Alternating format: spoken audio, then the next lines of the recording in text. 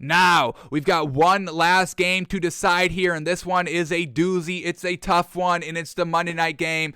Cardinals at the Rams. Cardinals +4. Rams -4. Cardinals plus the points, folks. We talked about this a couple weeks ago on the show when we took the Cardinals +6 over the Cowboys because it was just so much value. We could not pass it up. We went through it. That was the most points of the season the Cardinals have ever gotten in any game, so we just could not pass that up. We took the Cardinals +6 over the Cowboys, and they win by 3. So the points with the Cardinals is always going to be appetizing, especially when we're getting like more than 3, more than kind of one possession field goal right here, and that's exactly what this line is right now. Cardinals +4. But no DeAndre Hopkins this week. So, can we rely? That means we have to rely on AJ Green. And we have a little bit of problems relying on AJ Green because he does not come through the clutch. He does not have consistent hands and all that. The game against the Packers, they lost that game because of AJ Green single-handedly dropping the ball in the back of the end zone at basically the final 30 seconds of the game. Cardinals coming back and answering that touchdown, that score that the Packers had, and then really after that one loss, everything went downhill. They were 7-0 heading into that Packers game. They would have been 8-0 after that game if AJ Green came through in the biggest clutch game and got it done. And they were at home for that game. They weren't in cold Lambeau. They weren't in cold Green Bay. AJ Green, my hands were cold. I just couldn't hold on to it. I'm sorry. All right, maybe we can give him a little bit of a break. No, you're in the dome. You're in Arizona. The cactuses are there, okay? And you still could not catch the game-winning pass. Truly big time unfortunate. So 7-1 heading into that game, and then for the remainder of the season, they finished the season 11-6. They would have been 8-0. Now they're 11-6 because of that. It really all started to unravel after that game. DeAndre Hopkins gets injured, and just once again, the offense overall is not the same. They're losing games. They're losing games against the Rams and the Colts. And the Seahawks just last week. What the hell is that? The Cardinals could have won the division. This game probably could have been played in Arizona if they just won because the Rams lost last week. The Cardinals could have won the division, but they lost last week against the Seahawks, who have had offensive issues all year long, but they give up 38 points. You give up 38 points, so we like the Cardinals defense, but you just give up 38 points to the Seahawks team, and I don't think the Seahawks team has put up 38 points for the entire year. Let's quickly read some point totals by the Seahawks all year long. Starting at week 1, here we go. 28 points, 30, 17, 28, 17, 20, 10, 31, 0, 13, 15, 30, 33, 10, 24, 51 against the Lions, and 38 just last week against the Cardinals. So that was the second most points that they put up all season. The first most was against the Lions. You want to be compared to the Lions? Because I don't. Yeah, Dan Campbell, congratulations, you won your final game, but this Cardinals team, they're a little bit past that stage of just, hey, can we win the final game? That's like the success. That's the success bar for a year one Dan Campbell, winning your final game. That's not where the Cardinals are. They're kind of like, hey, we need to get to like some championship games, okay? So the offense, a little bit of a question mark with no DeAndre Hopkins, and we know the chemistry with AJ Green never being clutch. AJ Green was, part of the reason why maybe the Bengals didn't get it done during that kind of 2010 to 2016 stretch, if you want to call it that, with Andy Dalton and AJ Green in Cincinnati always getting to the playoffs. AJ Green never stepped up in the postseason, folks. This is AJ Green's postseason games here, folks. Does this sound like stepping up here? 47 yards on 5 catches, 12 targets, 5 catches, 47 yards, no touchdowns. They lose that game. Second playoff games he's in, 11 targets, only 5 receptions, 80 yards, better, no touchdown. They lose.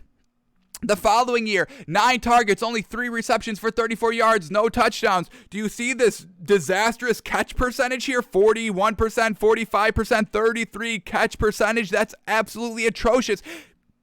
In the biggest game, the playoffs, you can't get it done. Then he's inactive for the other playoff game, and then his final playoff game in 2015, 8 targets, 5 receptions, 71 yards, a touchdown, and they still lose by 2 there, not going above and beyond. Solid work there, but not making the key difference, still losing the game at the end of the day here. So we can't really rely on AJ Green that much, folks. And I want to watch, I do have these queued up. Are we going to have time to fit this in? Man, oh man, we are going late today, late in this segment. But I do have all the throws queued up to AJ Green from last week that we can watch. And once again, AJ Green coming up big time small in this game, final game win, and you would have won the division. They didn't know it at the time because the Rams played later in the day. Or were they playing at the same time? Regardless, the Cardinals needed to win this game regardless of the outcome. You saw the Steelers, they went out and won the game even though they wouldn't have known till Sunday night if they got into the playoffs at all. But that didn't matter because you needed to take care of business first, and the Cardinals did not do that last week, and they haven't been doing that at all in the back end of the season, and it is so alarming and so jarring and so glaring that I don't know if even 4 points is good. Like, we knew immediately 6 points with the Cardinals against Cowboys was good. We don't know now. So just AJ Green last week, 9 targets, 4 catches, 23 yards, no touchdown. And a lot of his targets came on like the final drive of the game, trying to potentially get a touchdown. They have to settle for a field goal. Regardless, it's 2 possessions. But even that, meaningless down 2 possessions, hey, at least let's get a touchdown so we feel good about ourselves. AJ Green can't even do that, folks. Garbage time, a little bit of garbage time. Can't even get it done then. And then when we look at the Rams, folks, you just lost to the 49ers last week. Yikes, at home. The whole, home field advantage does not work for the Rams. We heard Matthew Stafford saying earlier this week, the fans, not being on our side kind of messed with us a little bit. So Rams at home, that's not even a home field advantage.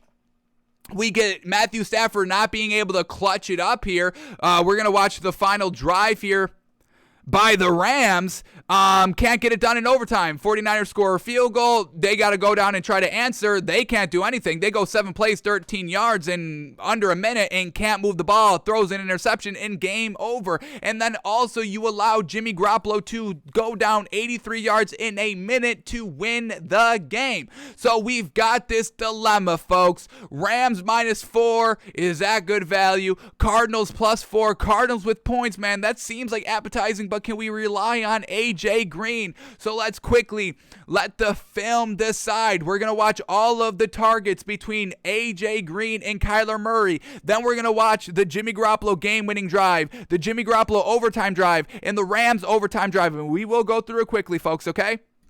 But we're going to watch those 2 performances to see which one we feel better on. Was the AJ Green and Kyler Murray, was it just kind of, good defense? Was it just kind of AJ Green maybe just, having it in his hands or dropping it? That would be alarming, and that would not, make us bet the Cardinals. But maybe it was just like some batted balls at the line, tipped here, tipped there. We'll watch to see why these balls were incomplete. And then we'll watch the Rams. Is it jarring? Was the defense just giving up everything short and allowing the 49ers players to, do the classic, take the dink and dunk, take the underneath and go with it? Was Matthew Stafford just overthrowing in overtime, incomplete, not seeing the right reads and all that? So we'll watch the 2 sides and see which one is less alarming to us to see if we could take the 4 or have to swallow the 4. We're going to make an official pick, folks, but we have to see what happened last week and see which one we can believe in more, even though some jarring issues with the 2. So here we go. Let's start here with the AJ Green and Kyler Murray connection. The Cardinals last week over the Seahawks. Once again, 9 targets. What did we say? 3 or 4 receptions. We'll get the numbers up here. We had to refresh the page quickly. All right, here we go. We might have to kind of log out and log back in. So stupid, man. This website still week 18 heading into the playoffs. The website is still absolute trash, folks. So let's do the dance, sign out, sign back in quickly so we can watch the plays. So absolutely absurd. Takes 2 seconds, folks. But here we go. We're going to watch AJ Green and Kyler Murray, folks. We need AJ Green to step up. Yes, they have Christian Kirk, and Christian Kirk is still good, but he's not 6'4". AJ Green is 6'4". DeAndre Hopkins is 6'2", so, he's your deep ball threat. Christian Kirk can still win the deep ball, but he's only 5'11". We need A.J. Green to be the big killer, to be the big mamoo here for this game with DeAndre Hopkins being out. Can we have enough bet ability, buy ability, believability in A.J. Green this week to get it done, to take the 4, folks? 4 points in the playoffs. We told y'all the numbers, folks. The last 3 years, taking the points is usually the better option. Games are usually close in the wild card games. But here we go. We'll watch all the throws. There are, once again, let's get to the stats here. There are 9. Oh, I went back one more. Oh, man. All right, let's go to the actual game here. I went back to the Cowboys game. I don't know how I did that. All right, here we go. Week 18. Cardinals. Cardinals, Seahawks. Here we go. All right, here we go. It's the game, folks. I apologize. All right, here we go. A.J. Green, last week against the Seahawks, officially had 9. Oh, my goodness. Here we go. Here we go. A.J. Green, 9 targets, 4 catches. Good, not good, his fault, not his fault. Is it good? Does it give us a believability in betting the +4? Here we go. We've got them all queued up here. Here we go. First, A.J. Green. Target is an incompletion. Incompletion on 3rd and 1. Yikes. First drive of the game, and you need this to extend the play. Extend the play. Let's see. Extend the drive, I should say. Here we go. A.J. Green on 3rd and 1. Tie 7-7 game. Cardinals at their own 34-yard line. Here we go. 3rd and 2 officially. Going deep. A.J. Green and just can't catch the ball. Kyler Murray floats it beautifully, folks. Floats it beautifully. A.J. Green about a half a step in front of the receiver, which is open, but A.J. Green just cannot hold on to this ball. Let's watch it one more time here. Great. Look at this. Oh, yeah, that's open. Kyler Murray threw the ball a little bit too much inside, but still A.J. Green must catch that ball. Must catch that ball. So overall, A.J. Green must catch it. Kyler Murray's connection didn't really put it on the money. So still, the connection overall, we're concerned after throw number 1. Let's go to throw number 2. They don't throw to A.J. Green for the rest of the first quarter. Excuse me, they throw to him one more time. Sorry. Here we go. First quarter, second drive. They throw to him, but it's a penalty. Offensive pass interference here by A.J. Green, so it doesn't officially count, but I still want to watch it right here. Here we go. 3rd and 8. Trying to go to A.J. Green again at their own 11-yard line. A.J. Green, incomplete, juggling the ball, bobbling the ball. On the sideline right here, and we get the push off. Here we go. Pushing off A.J. Green to get the separation. He caught the ball, but he pushed off. That's offensive pass interference, so it does not go. It is complete, but the 6-yard penalty for pass interference, and they don't pick up the first down. Alrighty, then they don't throw to him for the entire second quarter, and they throw to him once in the third quarter. Here we go. Third quarter, third drive. It reads third quarter, third drive. Here we go.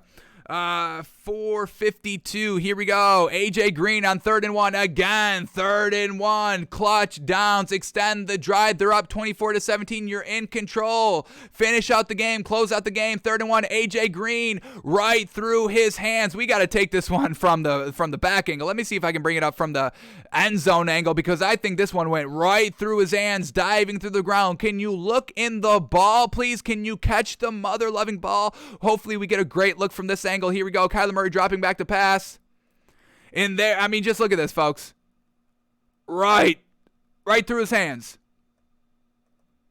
Right.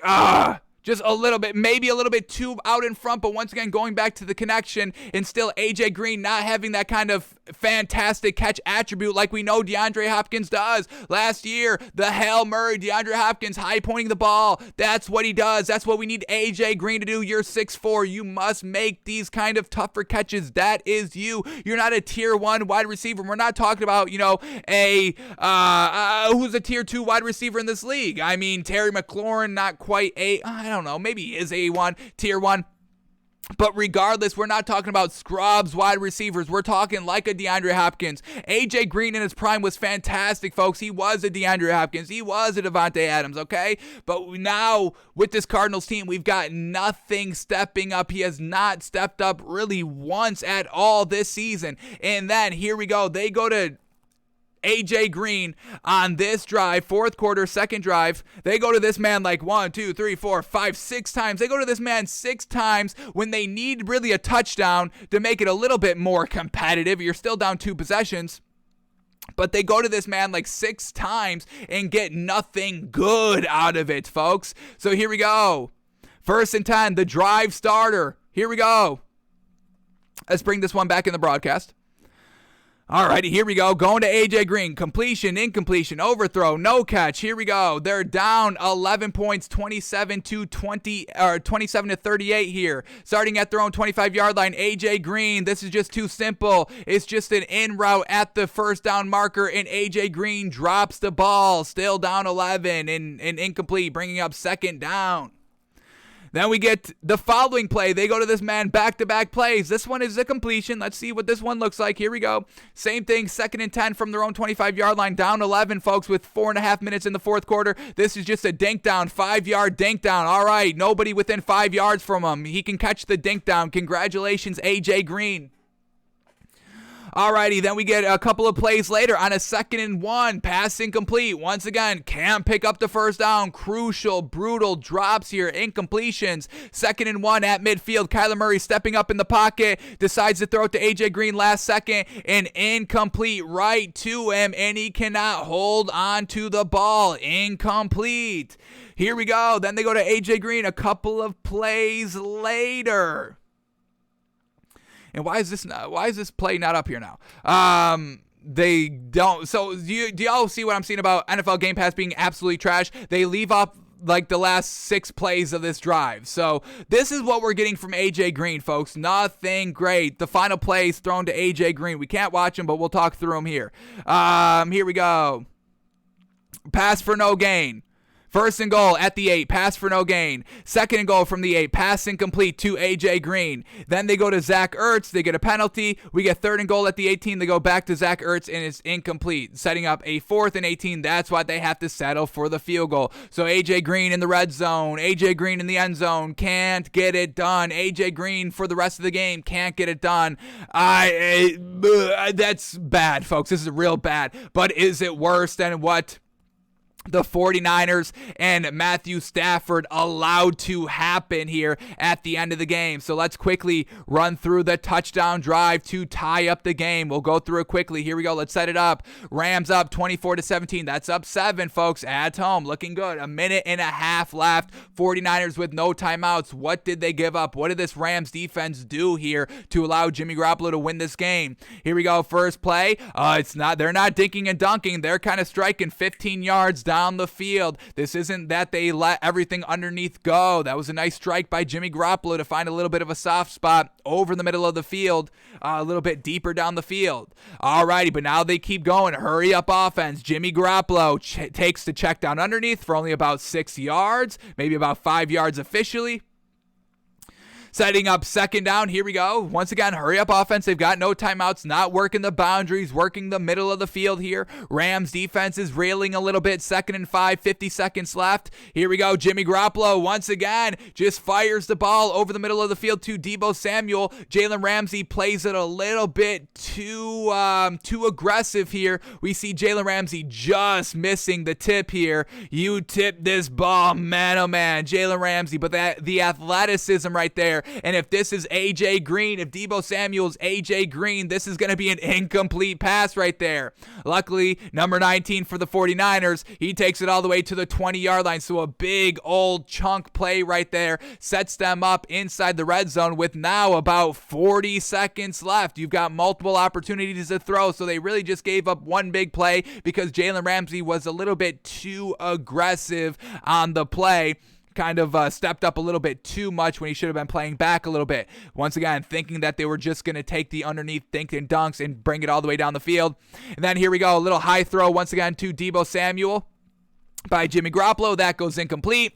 We get 2nd and 5, 31 seconds left at the Rams 14-yard line. Once again, they need the touchdown. Jimmy Garoppolo firing over the middle of the field, and that's wide open. So the Rams defense just got a little bit obliterated, over the middle of the field here. So hopefully they can clean that up, but that's still a little unforgivable. But now let's watch the Rams final drive. Oh my God. Once again, all these plays are not even on it. They leave out like the last 6 plays. It's just so trash. Let me see if I can bring this up quickly here. I just want to watch the final drive of this Rams team to see what the offense looked like. What did Matthew Stafford look like on that final drive of the game when they needed at least a field goal to tie it up, but he ends up throwing the interception, and that is game over. So here we go. 2 minutes and 39 seconds left. Let's see if we can get over there quickly. 2:39. We're at 2:37. Beautiful. Right here. Alrighty, here we go. Matthew Stafford's final offensive performance here of the regular season. Down 3 in overtime, and they only had 2.5 minutes left. Shout out to the 49ers of eating up like 8 minutes here in overtime on their field goal drive. But here we go. Matthew Stafford, first throw, escapes out of the pocket, dumps it down to his tight end, and it gets about 9 yards. So well done by Matthew Stafford there to escape some pressure, work the pocket, and find an open receiver. Alrighty, here we go. Next play, 2nd and 1 here for the Rams. Here we go. Matthew Stafford, 2nd and 1 at his own 34-yard line. Hands off the ball, gets a couple of yards, picks up the first down. Alrighty. They've got no more timeouts. 2-minute warning. Here we go. 24-27. Still down 3. Matthew Stafford, come on, at his own 38-yard line. Got to do something here. He's going deep and just an overthrow trying to hit OBJ, and that is an interception to seal the game. So unfortunate there. Matthew Stafford trying to air it out. Let's see. Let's count the yards on this pass. This didn't seem like a 50-yard bomb, so he's going to launch this one from the 30-yard line, and it's going to get all the way down to the 25, so we get about 45 yards. That's underthrown. Hopefully, we know Matthew Stafford has a big arm. I don't think it's declined that much this season where he can only throw 45 yards, and I don't think that's the case. So just a little bit of an underthrow there by Matthew Stafford. If he puts this one right on the money, let's see, was there any great separation here by OBJ? Here we go. Rams launching it deep. There was some nice separation there. He just underthrows it. So if Matthew Stafford puts enough on it, that could be the game winner home run hitter. So now brings us back to the question. Cardinals +4, Rams -4. Which way are we leaning? Oh my goodness. The Rams and AJ Green, folks. Or the Cardinals and AJ Green, big, glaring, jarring. Not good. Where the Rams, their home field advantage may not be good, but at the end of the day, the Rams offense versus this Cardinals offense versus this really good Rams defense, folks, on the road.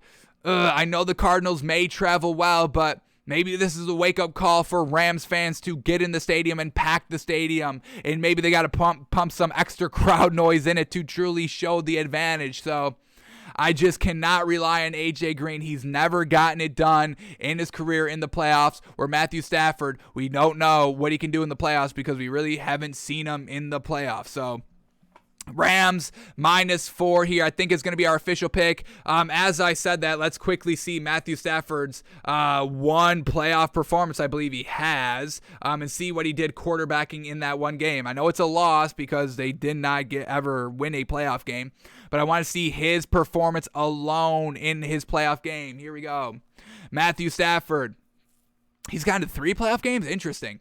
Alrighty, year 1, 2011, we got 65% completion percentage, 380 yards, 3 touchdowns, 2 interceptions. Man, those 2 picks, and then we get 2014 against the Cowboys, 66% completion percentage, 323 yards, 1 touchdown, 1 interception. And then 2016 against the Seahawks, 56% completion percentage, 205 yards, no touchdowns, no interceptions. So I love the yard totals, I love the completion percentage, but those turnovers, folks, Matthew Stafford's definitely going to have to clean those up. Can this Cardinals defense get a couple of turnovers? They were letting,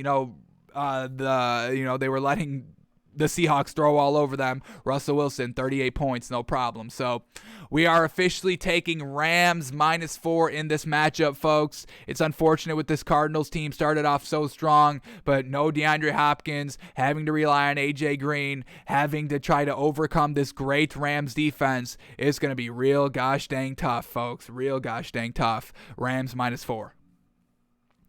Alrighty, so all of our official picks this week, folks, for every matchup, we are going Patriots +4.5, Eagles +8. We get Bengals -5.5, Eagles +8. I know I already said it, but I'm saying it again. We get Cowboys -3, Chiefs -12.5, and Rams -4.